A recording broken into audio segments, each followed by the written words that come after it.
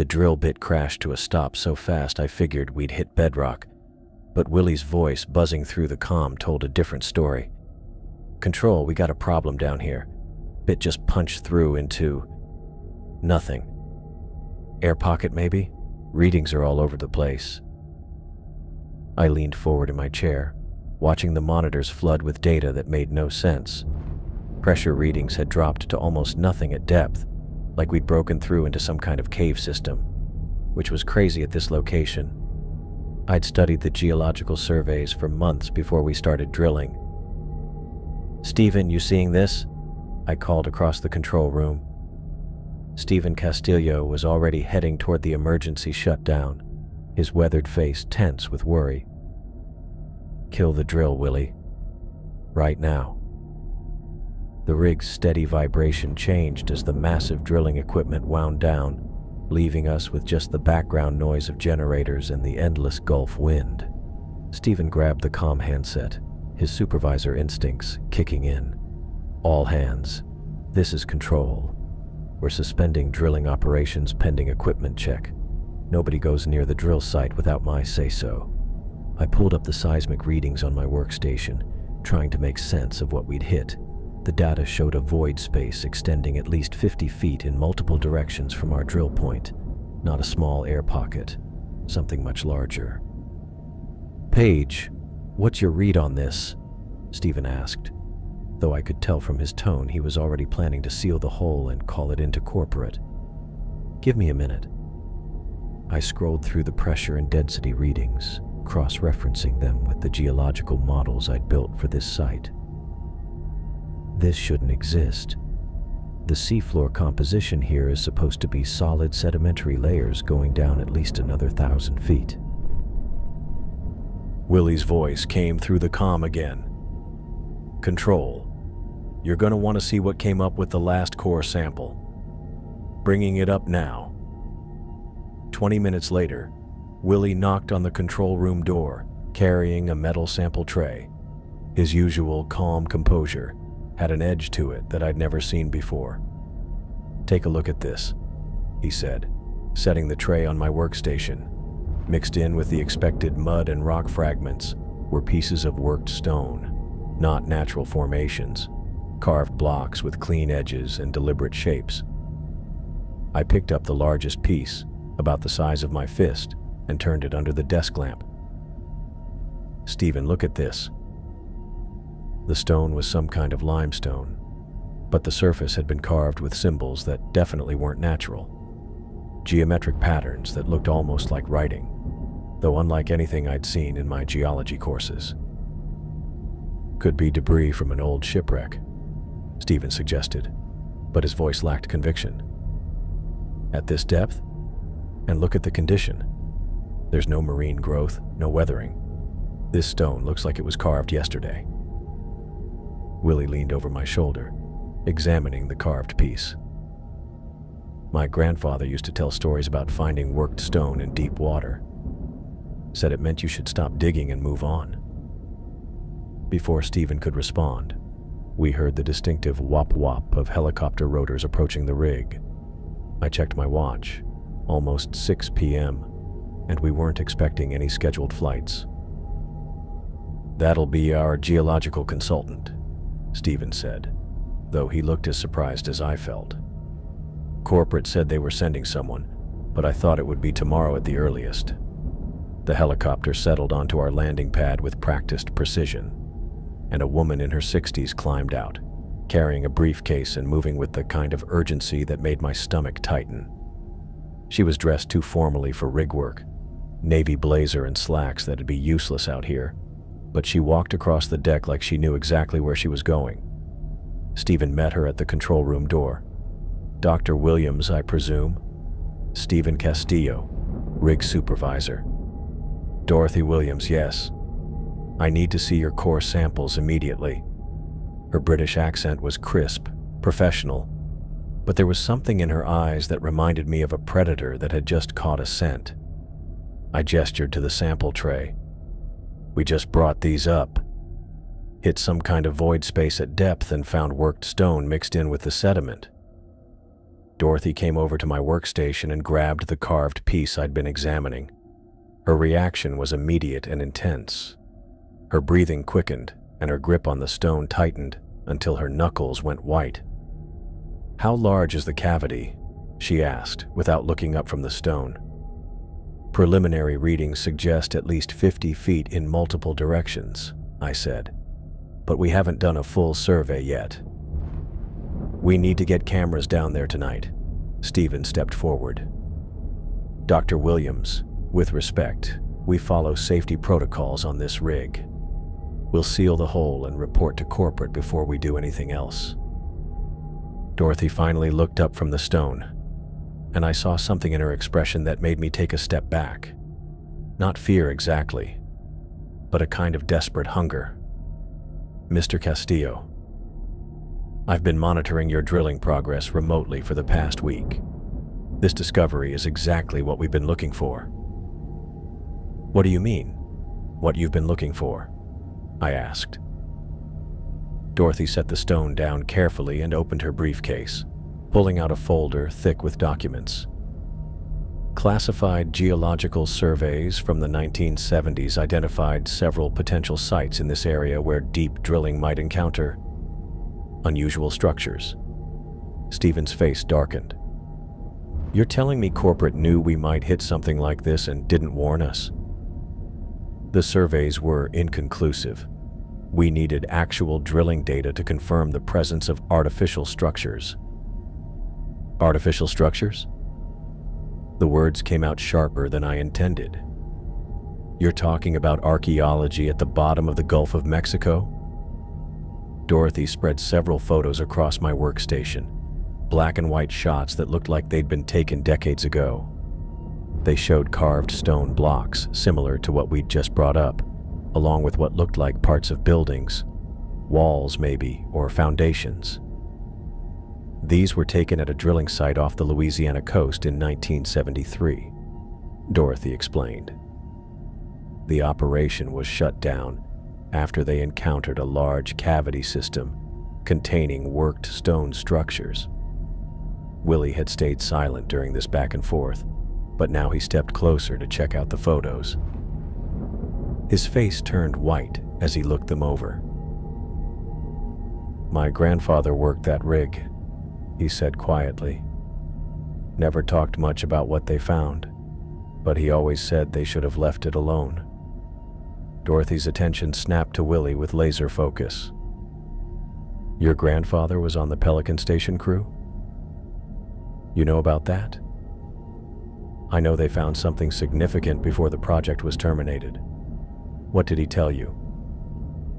Willie glanced at Stephen, then back at Dorothy. "Just that they drilled into something that wasn't supposed to be there. Said the stonework was too old and too perfect for anything that should exist at that depth." I grabbed one of Dorothy's photographs, looking over the carved blocks. The symbols were different from what we'd found, but the style was clearly similar. "How many sites like this have been discovered?" "This would be the 4th confirmed location," Dorothy said. "Each one has shown evidence of large-scale construction using advanced stone-working techniques." Stephen crossed his arms. "Advanced according to who? And why wasn't any of this in our briefing materials?" "Because the previous sites were all sealed and classified after preliminary investigation. This is the first time we've had the technology and resources to conduct a proper exploration." I felt a chill that had nothing to do with the Gulf wind.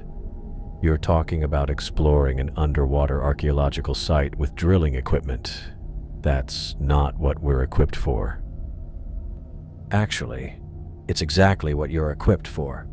Your rig has the most advanced deep-water camera systems in the fleet, and your drilling apparatus can be modified to provide access points for detailed investigation." Stephen shook his head. "Dr. Williams, I appreciate your enthusiasm, but my job is to keep this crew safe. We're not archaeologists, and we're not equipped for whatever you're proposing." Dorothy shut her briefcase with a sharp snap. "Mr. Castillo, This discovery could rewrite our understanding of human civilization in the Americas. We are talking about buildings that are thousands of years older than anything we know existed in this region. Then call in the archaeologists and the Navy.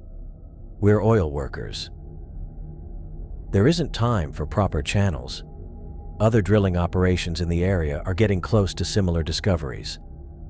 If we don't investigate this site immediately, we'll lose the opportunity to study it properly. I looked at the stone fragment again, running my fingers over the carved symbols. The craftsmanship was incredible, precise geometric patterns that would have needed sophisticated tools and planning. What kind of structures are we talking about? Buildings? Foundations? Dorothy hesitated, then pulled out one more photograph. This one showed what looked like a staircase carved from stone, going down into darkness beyond the camera's range. Based on the previous sites, we believe you've broken into a much larger complex, possibly a ceremonial center or administrative facility. Willie let out something that might have been a laugh, but it held no humor. My grandfather called them the stairs that go down forever. Said once you start following them, you can't find your way back up. That's folklore, Mr. Payne. What we're dealing with is archaeology. Maybe, Willie said. But my grandfather was a practical man, and he was scared enough of what they found to never work deep water again. Stephen glanced at his watch, then at the darkening sky outside. Dr. Williams, it's getting late, and we need to secure the drill site. Whatever investigation you want to do will have to wait until morning. Actually, nighttime would be ideal for camera work. Less surface interference, and the artificial lighting will provide better contrast for the stone structures. I felt the carved stone's smooth surface and realized I was holding something that might be older than recorded history. The scientist in me was fascinated, but Willie's grandfather's warnings echoed in my mind. "What exactly are you proposing?" I asked. Dorothy smiled, and for the first time since she'd arrived, she looked genuinely excited, rather than urgently driven. We lower cameras into the cavity and document whatever structures are down there. Simple reconnaissance to determine the scope and significance of the find. Stephen was already shaking his head, but I found myself considering it. The discovery was unprecedented, and the chance to be part of something this important was exactly why I'd chosen geology over a safe office job. "Just cameras," I said. "No personnel, no modifications to our equipment beyond what's necessary for the camera deployment." "Agreed," Dorothy said quickly. "Just cameras." Stephen looked between us, obviously not liking where this was going. "And if we find something we can't handle safely?" "Then we document it thoroughly and turn everything over to the appropriate authorities," Dorothy said. Willie gathered up the stone samples, handling them with care. "I'll prep the camera rig," he said. "But I'm telling you now, my grandfather's stories didn't end well for folks who went looking for answers in places like this." As Willie left the control room, Dorothy began spreading more documents across my workstation. Technical specs, survey maps, and what appeared to be preliminary archaeological assessments.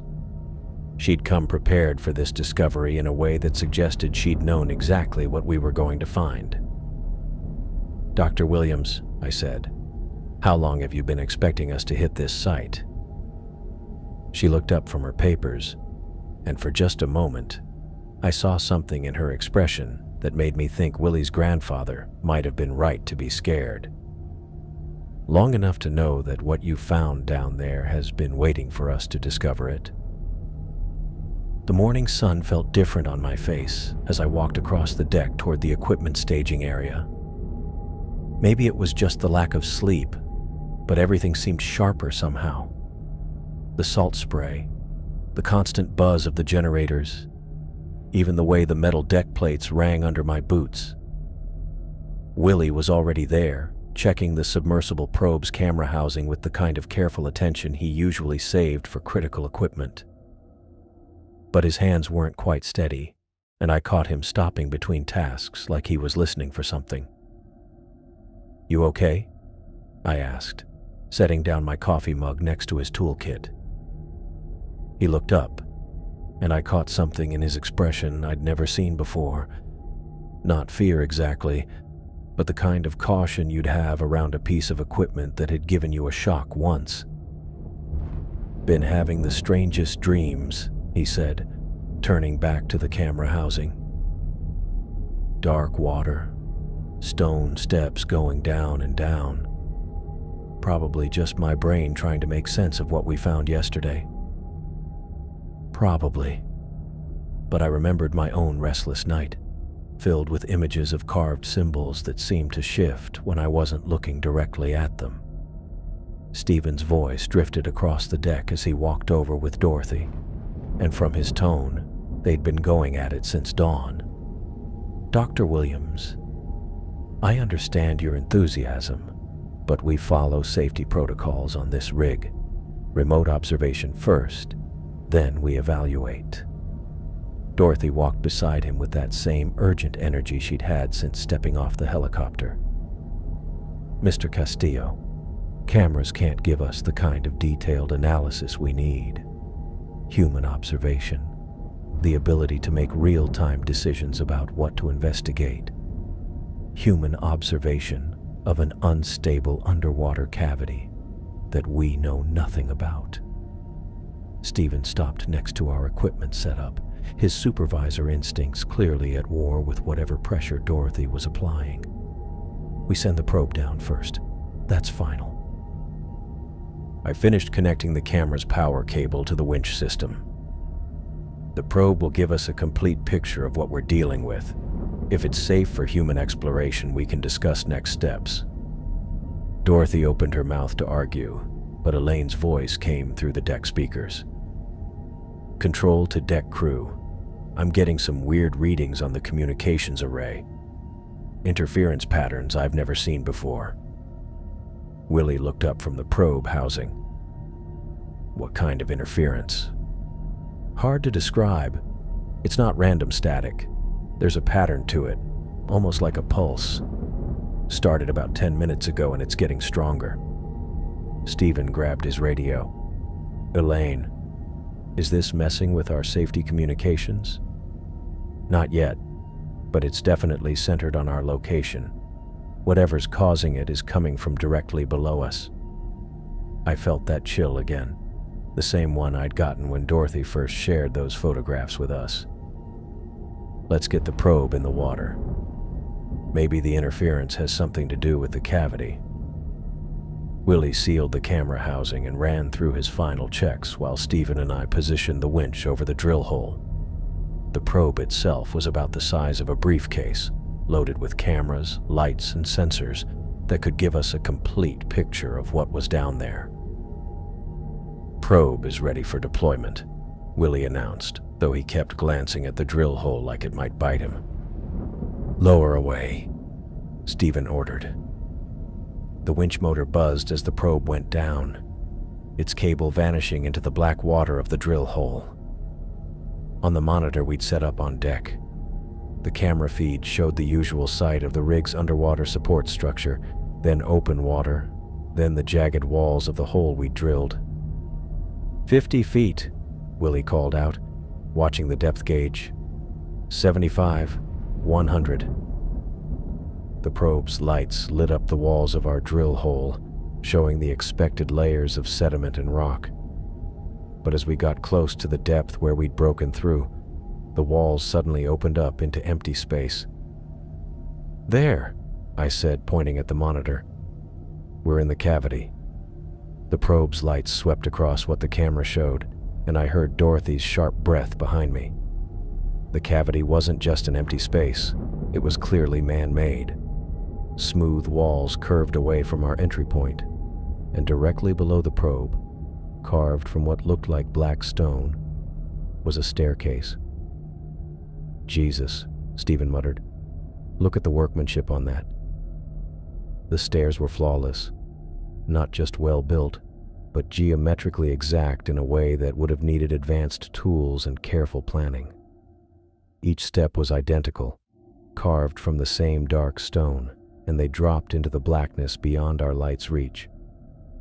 Willie was staring at the monitor with an expression I couldn't figure out. That's exactly what I saw in my dreams, every detail.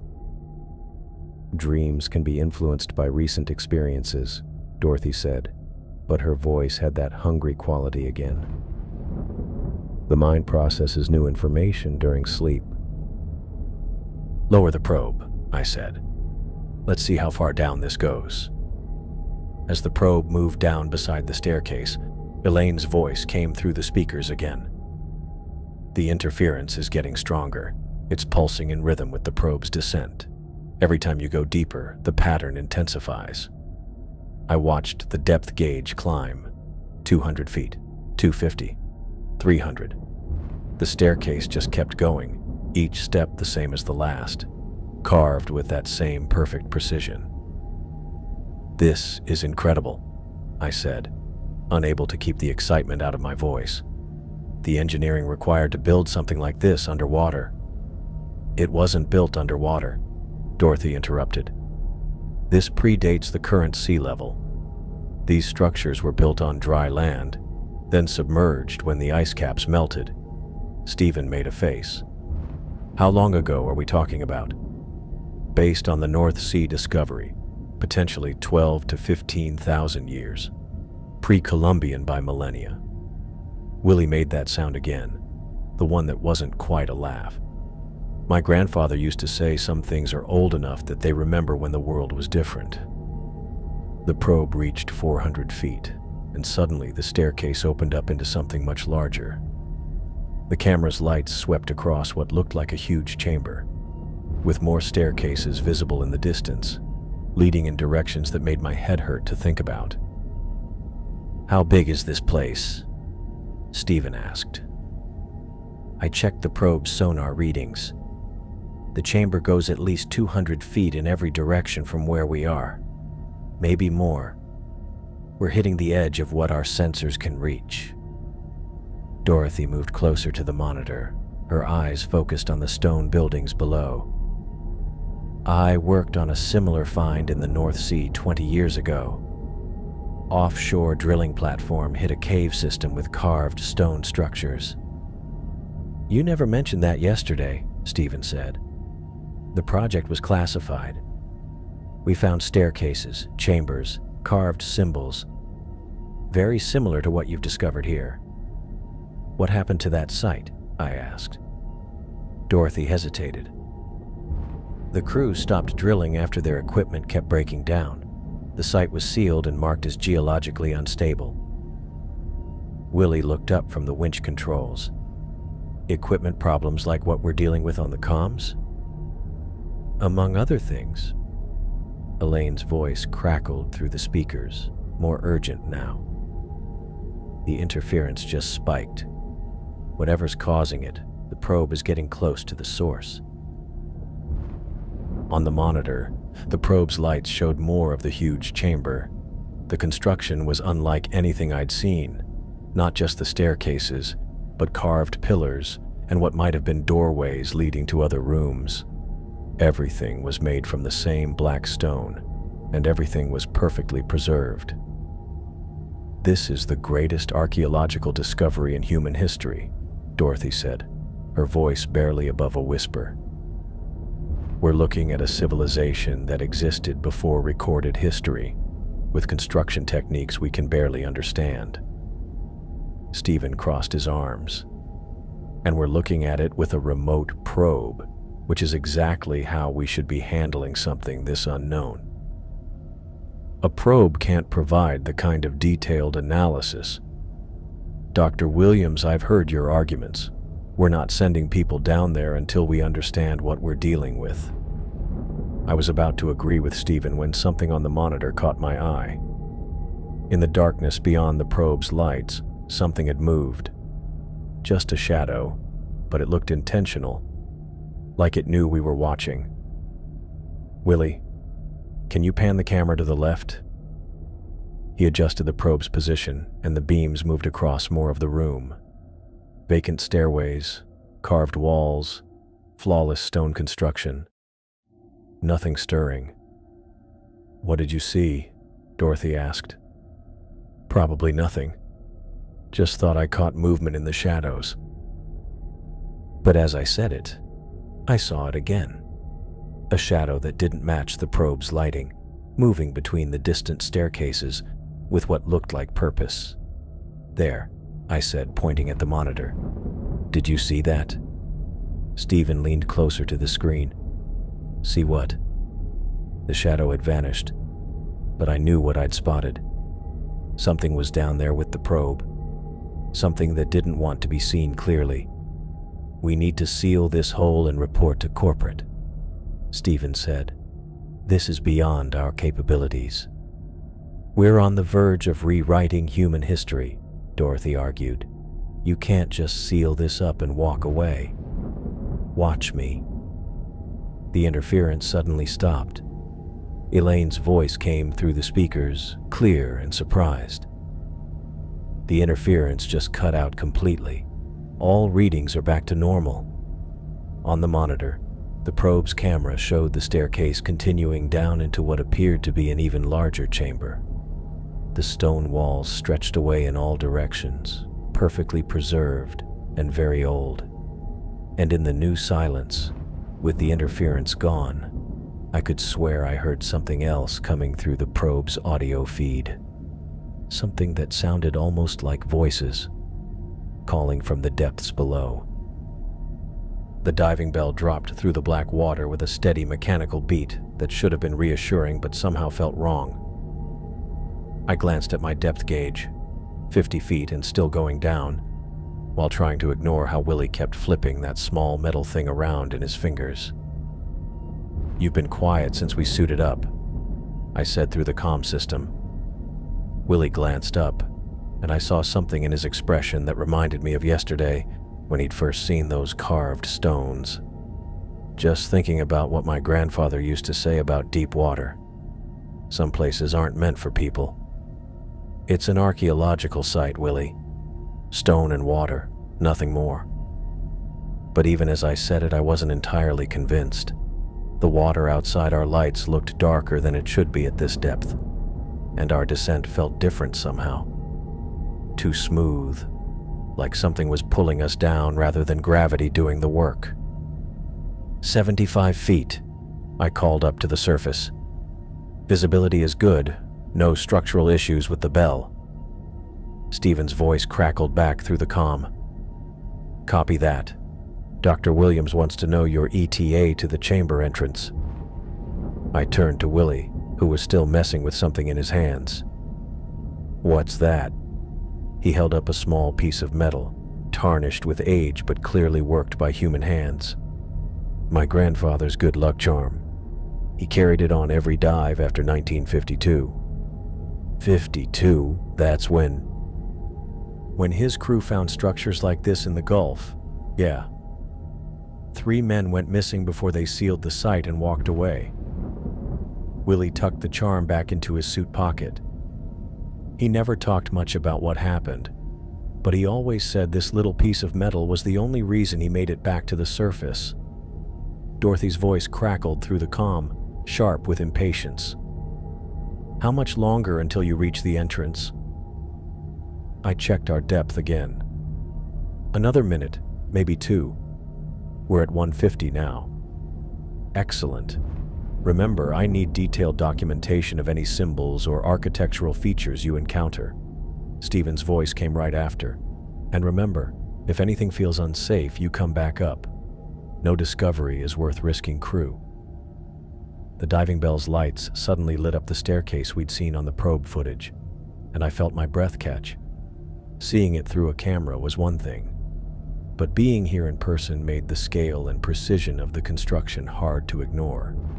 Each step was identical, carved from that same black stone with mathematical perfection. Jesus, Willie muttered. It's exactly like the pictures in my grandfather's journal. Your grandfather kept a journal? detailed notes about every job he worked. The Gulf incident got 3 full pages, most of it warnings about what they found down there. We walked down the staircase, our lights showing more of the amazing stonework. No tool marks, no bumps or rough spots, just smooth black stone that looked like it had been shaped by something way more advanced than anything that should have existed thousands of years ago. 200 feet, I announced. I can see the bottom of the staircase. And there it was, a massive doorway carved directly into what looked like a solid stone wall. The opening was at least 12 feet high and 8 feet wide, framed by more of those same symbols we'd found in the drill samples. But these were bigger, more detailed, arranged in patterns that seemed to move when I wasn't looking straight at them. "Surface, we've reached the entrance," I reported. "The doorway is massive, definitely artificial construction. The symbol work is incredible."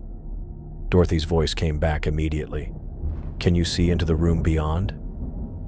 I pointed our lights through the doorway, and what I saw made me understand why Willie's grandfather had been scared enough to carry a good luck charm for the rest of his life. The room beyond was huge. Our lights couldn't reach the far walls or ceiling. More staircases were visible in the distance, but these didn't just go up and down. Some seemed to curve in directions that hurt to think about, while others appeared to cross each other in ways that broke basic geometry. "Willie, are you seeing this?" He was pressed against the bell's viewing port, staring into the chamber with a look I couldn't figure out. "My grandfather drew pictures of this exact place, every detail." "That's impossible. He couldn't have seen this specific site.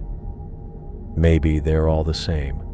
Maybe whoever built these things used the same design everywhere." Elaine's voice crackled through the comm from the surface. "I'm getting massive electromagnetic readings from your location. Whatever's down there is putting out energy signatures I've never seen before." Dorothy's voice cut in again, urgent and demanding. "You need to go inside that chamber. The probe footage doesn't give us enough detail for proper analysis." Stephen's response was immediate. "No way. They document from the entrance and come back up." "Mr. Castillo, I'm ordering them to proceed with interior investigation.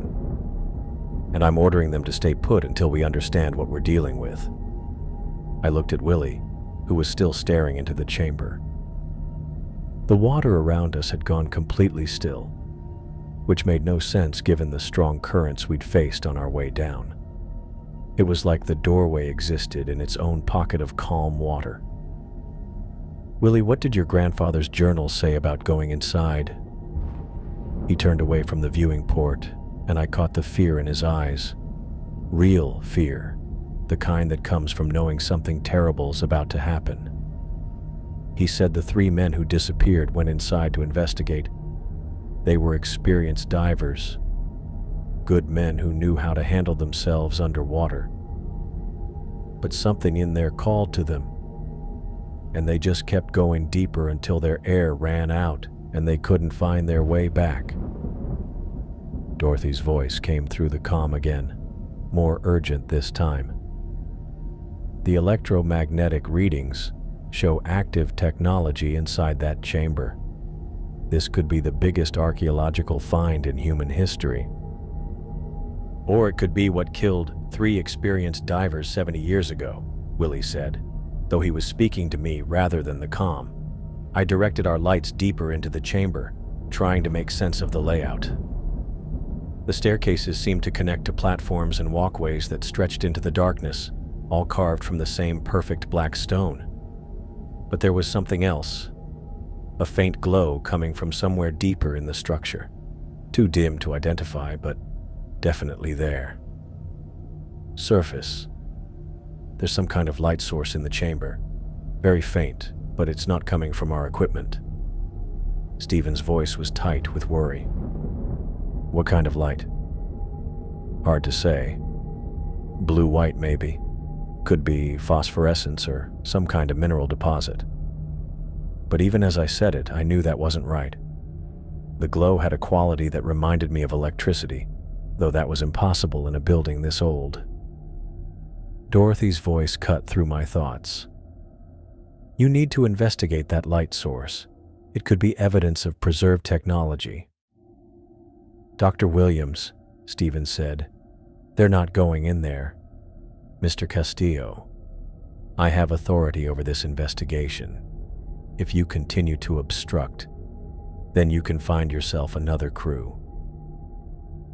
Willie still held his grandfather's charm, rolling it between his fingers.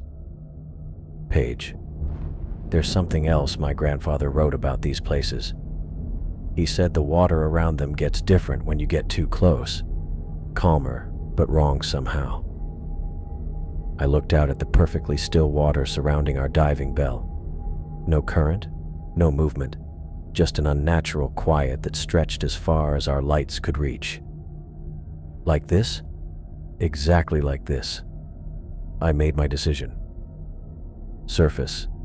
We're going to move closer to the entrance for better documentation, but we're staying out of that chamber." "Negative," Stephen said immediately. "You maintain current position." "I need better images of the symbol work," I argued. "We can get close enough for detailed photography without actually going inside." Dorothy's voice cut through the air. "Excellent. Proceed with close-range documentation."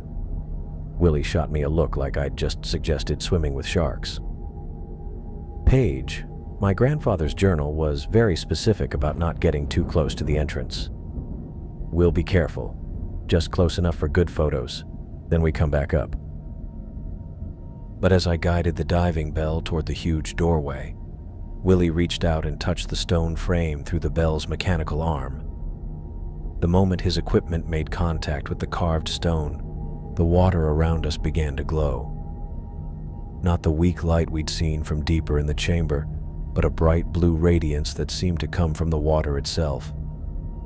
It started at the spot where Willie had touched the door frame and spread outward like ripples, lighting up the entire entrance and showing details of the symbol work that our lights had missed. "Surface," I said, trying to keep my voice steady. "We've got a situation down here." The glow grew stronger, and in its light, I could see that the symbols carved into the door frame weren't just decorative. They were moving, changing, and rearranging themselves in patterns that made my eyes water to follow. And from somewhere deep within the chamber, carried by water that shouldn't be able to carry sound, came something that sounded almost like voices. The chamber spread out ahead of us like something from a nightmare, all black stone and weird angles that made my head ache just looking at them. Willie and I waded through the water slowly, our flashlights slicing through the gloom to show room after room carved from the same flawless material. "This doesn't make any sense," I said, directing my beam toward a staircase that seemed to curve upward and downward at the same time. "The engineering required to create something like this underwater." "It wasn't built underwater," Willie interrupted, his voice tight through the comm. "My grandfather's journal is real specific about that. These places were built on dry land. Then the water came later." I watched him pull out that small metal thing again, checking it like a compass. "You've been reading his journal this whole time?" "Every night since we found those first stones. Figured I better know what we were dealing with." He paused at the entrance to another chamber, this one filled with staircases that intersected in ways that violated basic physics. He wrote about rooms just like this, called them doorways that should never be opened. The water around us carried our lights further than expected, revealing carved walls that stretched beyond what we could see. Every surface was covered in those geometric symbols, but these were different from what we'd found at the entrance. More complex, arranged in patterns that seemed to move when I wasn't looking straight at them. "Look at this," I said, swimming closer to examine a series of carved panels. "These aren't just decorative, they're telling a story." The images showed human-like figures walking down staircases just like the ones we were on. But as the story went on, the figures changed, turning into something else. Something that still looked human, but felt wrong somehow. Willie came over to the wall, his light joining mine. My grandfather drew pictures of these exact carvings. Said they showed what happened to people who went too deep. Dorothy's voice came through our comm, sounding more urgent than before. What are you finding down there? I need detailed descriptions of any symbolic representations. Carved panels showing human figures, I reported. Appears to be some kind of narrative sequence. Excellent. You need to proceed deeper into the complex. Find the central chamber. Willie looked at me, and I saw something in his eyes that made my stomach clench. How does she know there's a central chamber? Before I could answer, Dorothy's voice came through again, and this time she sounded different. Desperate. I've been part of a government task force studying these sites for decades. We know the basic layout from previous discoveries. Stephen's voice cut through immediately, sharp with anger. Dr. Williams, you said this was your first direct investigation. The situation has evolved beyond our initial parameters. Paige and Willie need to reach the central chamber before... Before what? Stephen demanded. But Dorothy had gone quiet, leaving us floating in the dark water with more questions than answers. The glow we'd been following was getting brighter as we moved deeper into the complex, and I could see it was coming from somewhere ahead of us, through a series of connected chambers that seemed to stretch endlessly forward. Surface. We need to discuss our air situation, I said, checking my gauge. We're using more than expected down here. Stephen's voice came back immediately. How much do you have left? 40 minutes, maybe less. The water pressure is different than our calculations suggested. Then you come up now. No discussion. But as I said it, Elaine's voice crackled through the comm, strained with worry. I'm getting reports from other rigs. 3 platforms in the Atlantic have gone completely silent in the past hour. No communication. No emergency signals. What kind of rigs? Willie asked. Deep drilling operations, all of them working at depths similar to ours. I felt that chill again. The one that had been following me since we'd first found those carved stones. Dorothy, what aren't you telling us? No answer. Willie was swimming ahead of me now, following the bright light through another chamber filled with those crazy staircases, but he stopped suddenly at a point where 4 different stairways met, creating a kind of intersection in the middle of empty water. Paige, you need to see this. I joined him at the intersection, and my breath caught. Carved into the stone where the staircases met were fresh symbols. Not old like everything else we'd seen, but new, recent. The stone around them was still uneven, like someone had been working on them just days ago.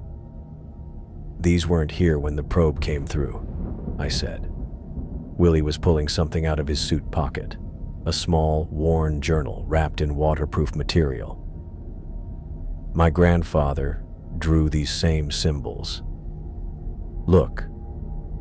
He opened the journal to a page covered in careful sketches and notes, written in a mixture of English and Spanish. The symbols were identical, down to the smallest detail. What do the notes say? Willie's voice dropped to barely a whisper. Los que esperan abajo. Those who wait below. He wrote that these symbols show up when the sleepers start to wake up. The carved symbols pulsed now, bright with the same blue glow we'd been following. But as we watched, the brightness started to fade, like something was sucking the power right out of it. And from the deeper chambers, beyond where our lights could reach, came the sound of movement. Not the random drift of underwater currents, but something purposeful, something that knew we were there. "Surface," I said, trying to keep my voice steady. "We're coming up now." But as we turned to go, something in the black depths moved closer, and I knew that whatever had been sleeping down here for thousands of years had finally decided to wake up. The footage played back on Elaine's monitor for the third time, and I still couldn't make sense of what we'd captured down there. Those stone panels with human figures changing into something else. The new symbols that matched Willie's grandfather's journal. The way the water had lit up when we touched that rock. None of it made sense with anything I'd learned in 8 years of geology. "Pause it there," Dorothy said, leaning closer to the screen.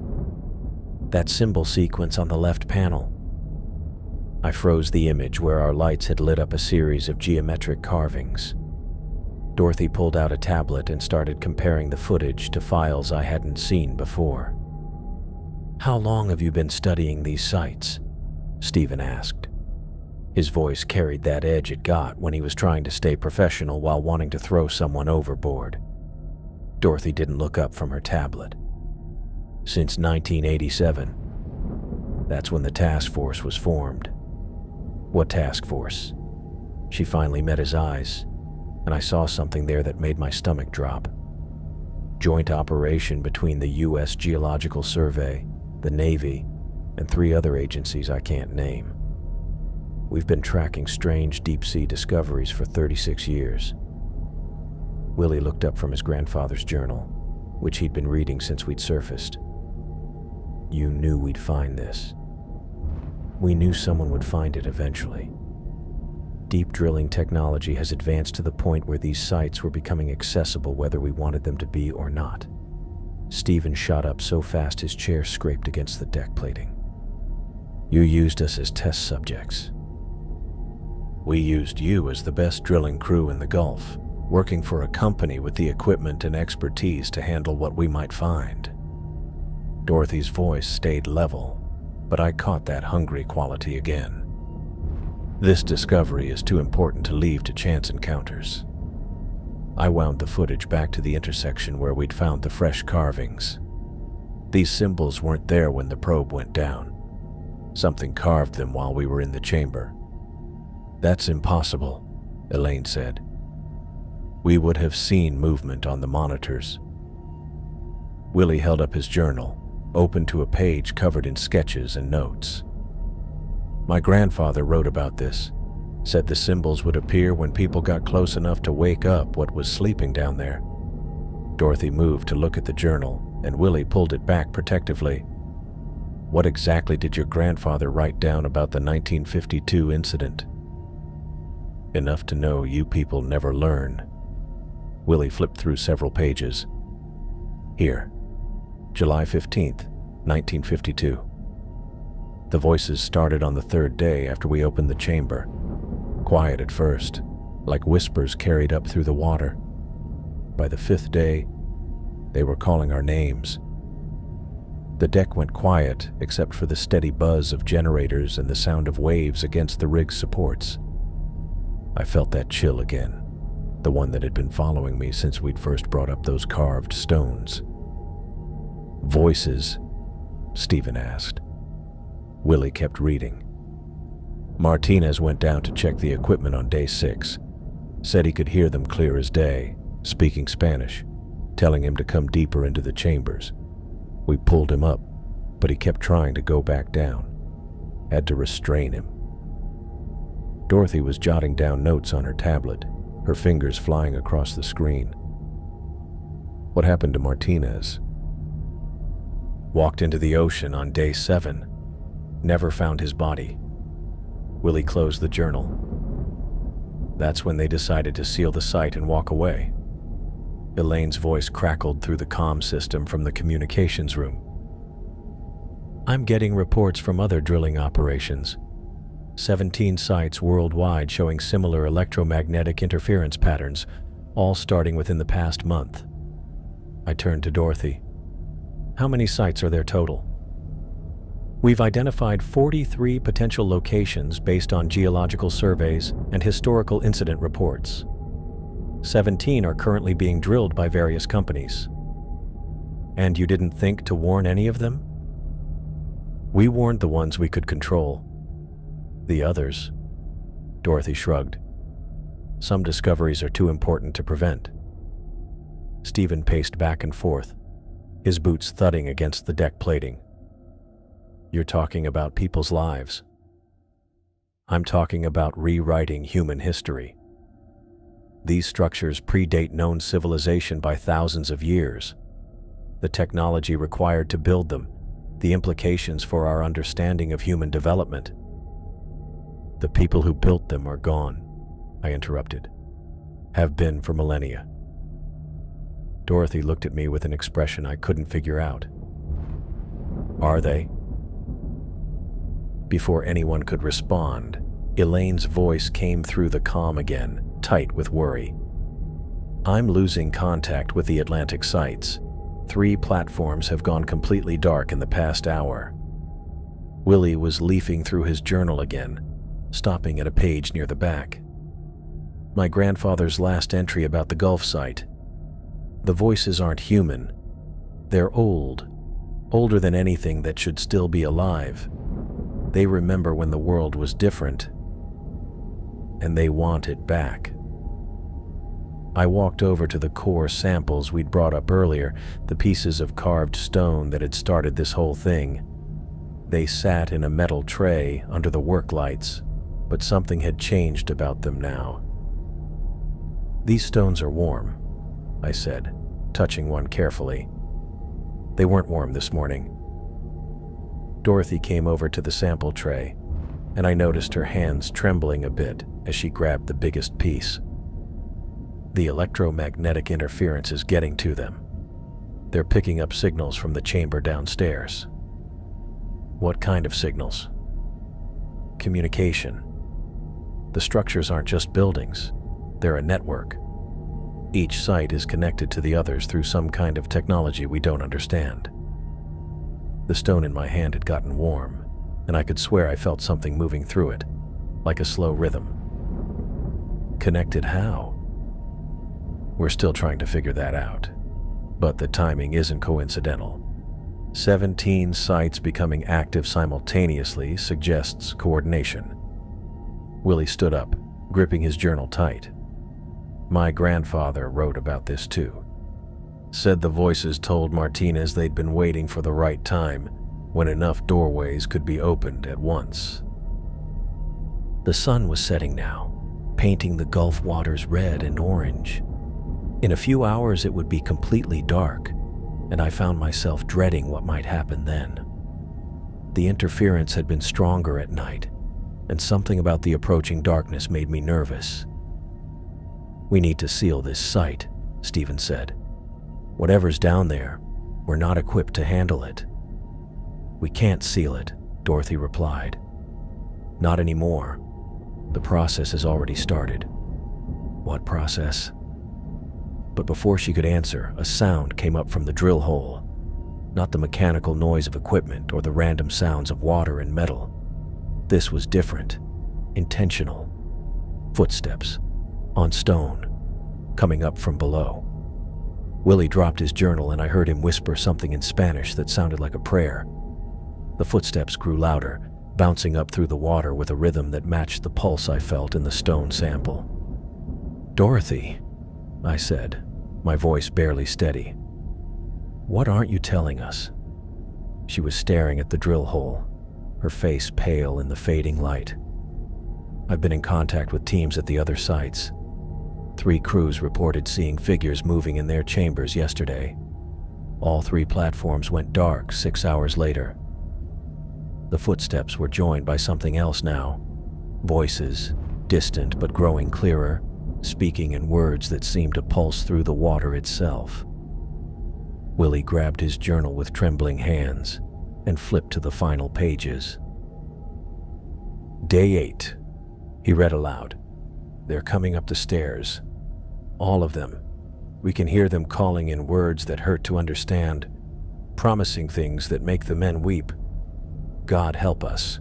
We should never have opened the door. The voices from below were getting louder, and as night fell around me, I could swear they were starting to sound almost like people I knew.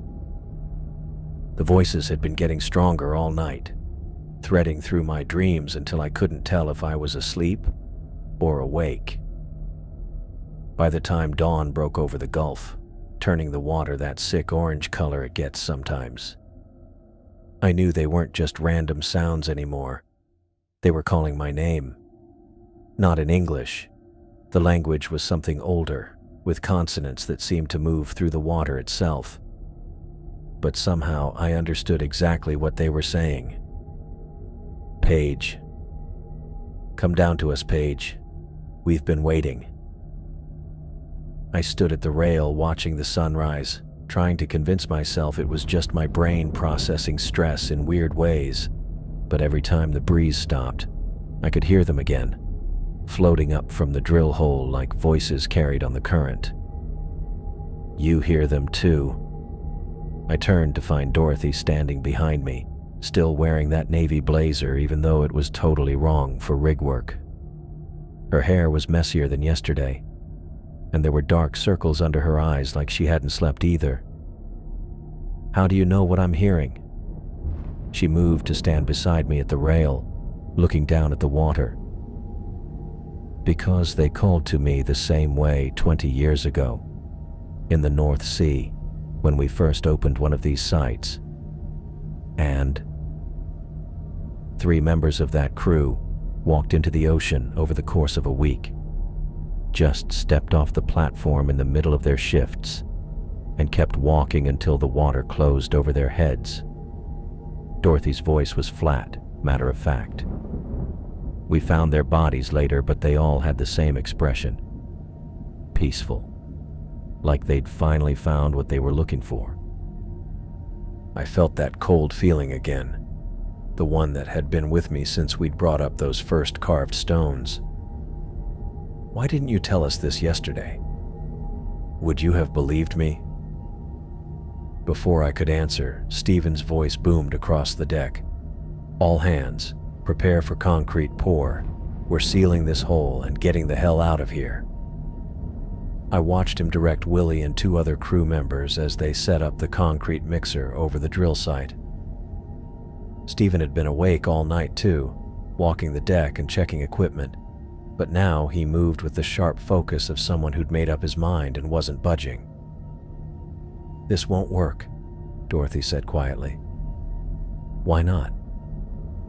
Because they don't want to be sealed in anymore. The concrete poured down into the drill hole in a steady gray stream, and for a few minutes I thought maybe Stephen was right. Maybe we could just fill the cavity and walk away from whatever was down there. But then Willie called out from the mixer controls, "Stephen, we got a problem. The concrete's not setting." I moved closer to the drill hole and saw what he meant. The concrete was breaking apart as soon as it touched the water, crumbling like something was eating it away. Within minutes, the gray mixture had completely disappeared, leaving the hole as open as before. "Try a different mixture," Stephen ordered. Already did. 3 different formulations. Same result every time. Dorothy was scrolling through her tablet, fingers flying across the screen. "I'm getting reports from the other sites. Same thing happening everywhere. The concrete won't hold." Willie grabbed his grandfather's journal again, turning to pages near the back that I hadn't seen him look at before. His hands shook as he found what he was looking for. "Listen to this," he said. Day 9. Tried to seal the opening with cement and steel. The water turned it to powder before it could set. Martinez says they don't want to be trapped anymore, that they've been waiting too long to let us close the door now. "What happened on day 10? I asked. Willie's voice dropped to almost a whisper. Martinez walked into the ocean, then Rodriguez, then Captain Hebert. By day 12, only 3 of us were left. Elaine's voice crackled through the deck speakers, tight with worry. "I'm detecting massive movement in the chamber below. Something big is climbing the staircases." I checked the depth readings on her monitor. Whatever was moving down there was huge. Easily the size of a building, and it was rising steadily through the chamber system we'd explored yesterday. "How is that possible?" Stephen asked. "The structures aren't just buildings," Dorothy said. "They're part of something larger. A civilization that's been waiting beneath the ocean for thousands of years." "Waiting for what?" "For someone to open enough doorways for them to return."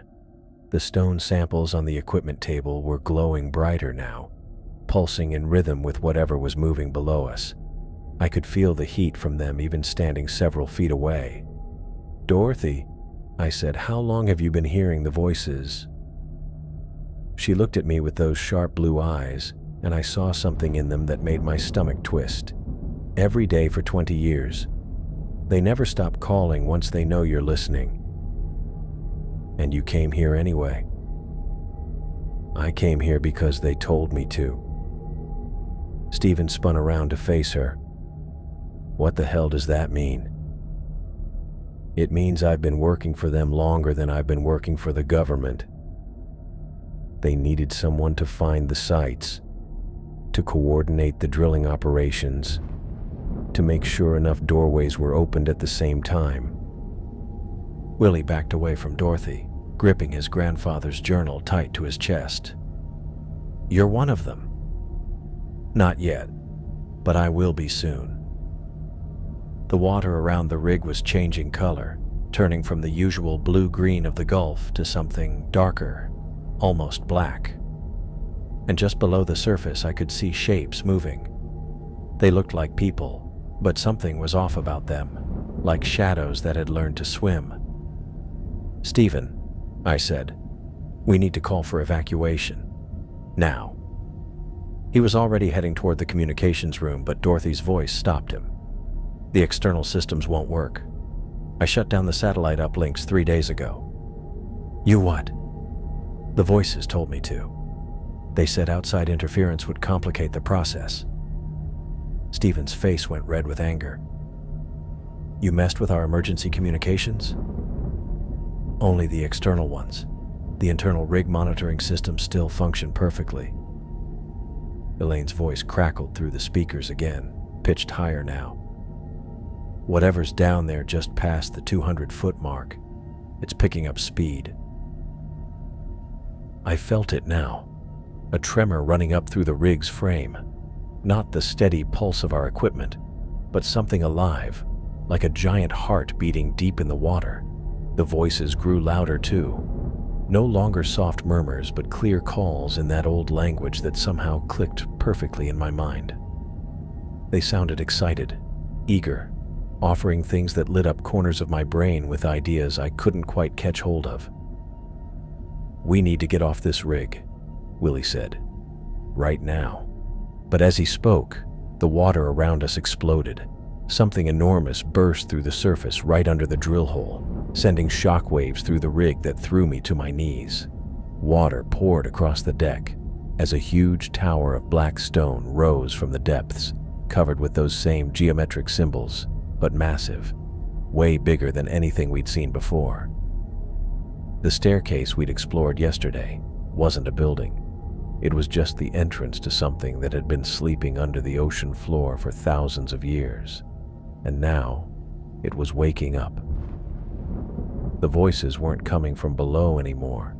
They were all around us, speaking from the stone itself, welcoming us home in words that made my bones ache with familiarity. Dorothy was smiling now, her eyes reflecting the blue glow coming from the rising structure. "They're beautiful, aren't they? So much older and wiser than we are."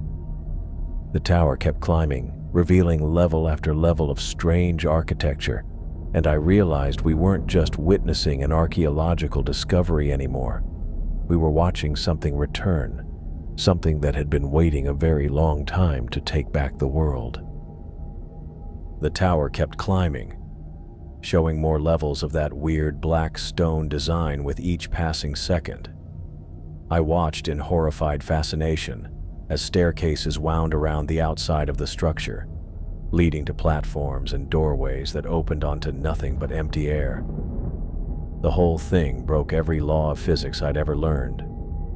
But there it was, rising from the gulf like some fever dream made real. "How long have you been planning this?" I asked Dorothy, who was still standing at the rail with that unsettling smile on her face. "Since 1987, she said without taking her eyes off the tower. "That's when they first spoke to me in the North Sea. Told me about the network, about how many sites would need to be opened simultaneously for them to return."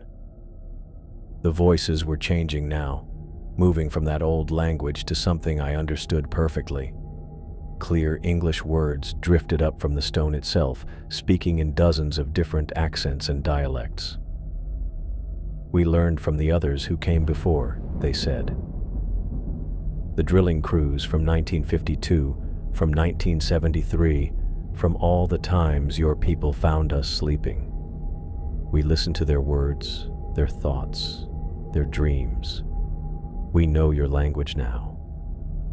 Willie was backing toward the equipment shed, his grandfather's journal still gripped in his hands. "Stephen, we need to get everyone off this rig. Right now." Stephen jumped into action, yelling commands to our small crew. "Emergency evacuation protocols, everyone to the lifeboats." But Dorothy laughed, a sound that made my skin crawl. "The lifeboats won't start. I disabled the engines yesterday." "You what?" "They needed to make sure we'd be here for the awakening. It's an honor, really. We're witnessing the return of a civilization that predates human history." I stared at her. Really looked at her for the first time since she'd arrived. Her skin had a grayish tint I hadn't noticed before, and her eyes caught the blue glow from the tower in a way that seemed off. When she smiled, I saw teeth that were way too sharp. Way too many of them. "You're not human anymore, are you?" "I'm becoming something better. The process started 20 years ago, but it takes time. Each contact with their technology, each conversation with their voices, changes you a little more." She held up her hands, and I saw that her fingernails had grown into something resembling claws. "Soon I'll be able to join them properly." The tower was huge now, easily 200 feet above the water and still climbing. But worse than that, I could see other structures breaking the surface in the distance. Dark spires rising from the gulf in a rough circle around our rig, each one identical to the tower beside us. "How many sites?" I asked. 17 active drilling operations worldwide, all of them hitting the network at precisely the right depth over the past month. Dorothy's voice carried that hungry quality again, but stronger now. "They've been coordinating this return for decades, waiting for human technology to advance enough to reach them." Elaine's voice came through the deck speakers, crackling with static, but clear enough to understand. "I'm picking up signals from all over. Electromagnetic bursts from 17 different spots, all perfectly timed. It's like they're having a conversation." "Can you boost our communications?" Stephen called toward the comm room. "Working on it. If I reroute power through the rig's structural supports and use the metal framework as an antenna array, I might be able to punch through the interference." Willie flipped through his journal like crazy, stopping at pages covered in his grandfather's neat handwriting. "There's something here about stopping them. My grandfather wrote about symbols that could close the doorways." "What kind of symbols?" "Warning markers. Left by people who encountered these things before and managed to seal them away." Willie looked up from the journal, his face pale. "He drew them. Said they were carved into the stone around every site they found." I followed him to the edge of the drill hole, where the water was now shining so brightly it hurt to look at directly. But Willie was right.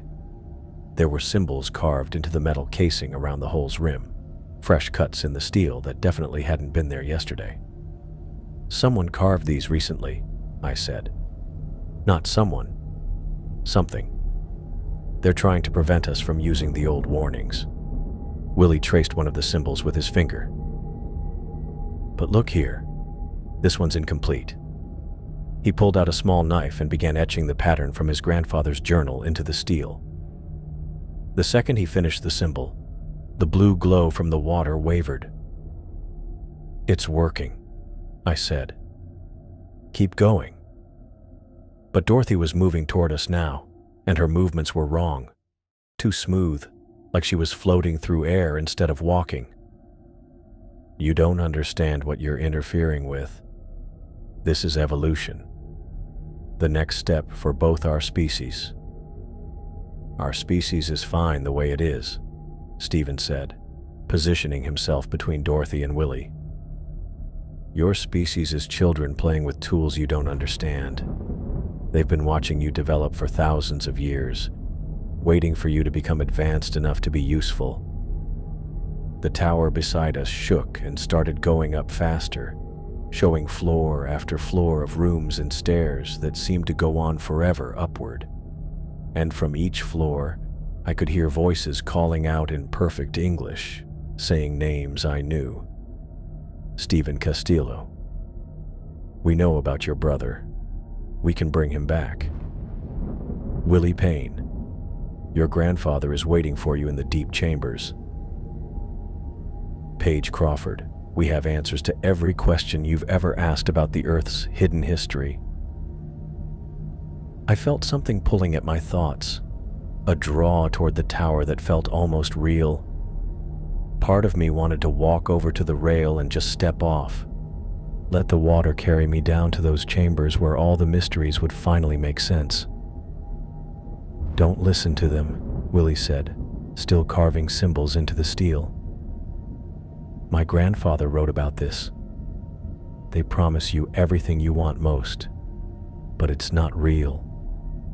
Elaine's voice crackled through the speakers again, much clearer this time. "I've got partial communications back, and I'm picking up signals from all 17 sites. The structures are coming up at the same time. It's a coordinated emergence." "Can you contact the Coast Guard?" "Trying, but the electromagnetic interference is massive. It's like the entire Gulf is one giant radio transmitter." I stared at the power distribution panel near the drill hole, an idea taking shape that frightened me nearly as much as the voices. "Elaine, what would happen if we overloaded the rig's electrical systems, created a massive electromagnetic pulse?" "It would fry every piece of equipment on board and probably kill the power grid for 50 miles. But would it disrupt their communications?" A pause. "Maybe, if the pulse was strong enough." Stephen caught on immediately. "You're talking about blowing up the rig." "I'm talking about stopping this before 17 ancient cities full of things that aren't quite human anymore break through to the surface." Willie finished carving the last symbol, and the blue glow from the water faded. The tower's climb slowed, and I heard something like anger in the voices calling from below. "The symbols are working," he said, "but I don't know how long they'll hold." Dorothy was closer now, and I could see her change happening faster. Her skin looked scaly, and when she spoke, her voice had strange layers to it, like the sound was coming from several different throats at once. "You're making a mistake," she said. "They're offering you knowledge beyond anything your species has ever imagined. The secrets of deep time, of technologies that could reshape your world. At what cost?" "The cost of remaining merely human." I made my decision. "Elaine, start routing all available power to the main electrical systems. Everything we've got. Paige, that's going to create a feedback loop that'll..." "I know what it'll do. Just trust me." Stephen was already moving toward the emergency controls. "All hands abandon ship. This is not a drill." But as he reached for the alarm, Dorothy moved faster than anything human should be able to move. She grabbed his wrist, and I saw frost form where her fingers touched his skin. "I can't let you interfere with their return," she said. Willie dropped his journal and tackled Dorothy, knocking her away from Stephen. They hit the deck hard, but Dorothy twisted in ways that made my eyes water, slipping out of Willie's grip like she was made of liquid. "Now, Elaine," I shouted. The rig's lights flickered, then blazed brighter than they should have been able to. Every piece of electrical equipment on board started buzzing with power it wasn't designed to handle. The electromagnetic pulse built like a wave, and I felt it in my teeth, in my bones. The voices from the tower cut off abruptly, replaced by something that might have been screaming. The blue glow from the water died, and the massive structure shuddered to a halt. Stephen hit the emergency alarm, and the rig's evacuation protocols kicked in. Automated systems began lowering the lifeboats. Apparently, Dorothy hadn't been able to disable everything. "Move!" Stephen yelled. We sprinted toward the boats while the rig's electrical systems started blowing up all around us. Sparks rained down from every control panel, and the sharp stench of fried electronics choked the air. Behind us, the tower was dropping back into the water, its bizarre structure caving in on itself as the electromagnetic pulse messed with whatever power had been keeping it upright. But Dorothy's voice chased after us, no longer completely human, shouting from somewhere in the mayhem of sparks and dying machinery. "You've only delayed them," she said. 16 other sites are still active. They'll find another way. They always do." We made it to the lifeboats just as the rig's main power grid exploded in a shower of sparks that lit up the Gulf for miles. As we pulled away from the burning platform, I watched the tower sink beneath the waves, taking its twisted staircases and old promises with it. But in the distance, I could still see other dark spires rising from the water, and I knew Dorothy was right. We'd won this battle, but the war was far from over. The old ones had been patient for thousands of years. They could afford to wait a little longer.